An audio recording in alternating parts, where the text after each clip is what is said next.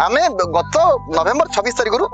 अनशन बसिलु तो आंदोलन मुख्य उद्देश्य था ए बिल को तुरंत पारित करवा 26 बसिलु तो 29 तारिख रे सरकार विधायक दल मुख्यमंत्री विधायक दल मान 7 जड़िया टीम गोटे पठेले से कहले आपण मैंने अनशन उठी जातु आम जो बिल को पारित करदेबू आगामी सत्र में सेमती कहना आप तो आस मुख्यमंत्री आसिया प्रस्तुत हवा दरकार तो सी जो विधायक दल जो टीम थे से सचिवालय नहीं मान्यवर लॉ मिनिस्टर सागर आईन मंत्री सागर कथबार्ता करते आईन मंत्री सेठारे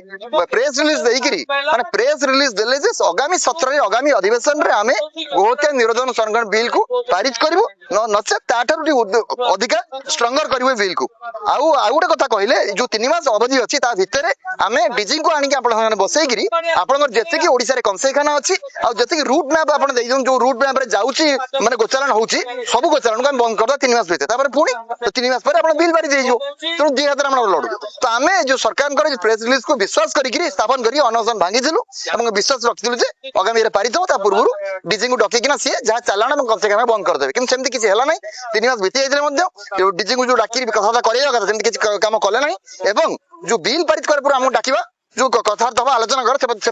किसी कले ना तो एथरू जना पड़ा जे सरकार जो कथा था धुआं माण था प्रेस रिलीज मिछ कथा बोधे कहते दृष्टि रखिकी बिल पारित करने आम ये आम अनशन आज बसु आज आंदोलन करूँ।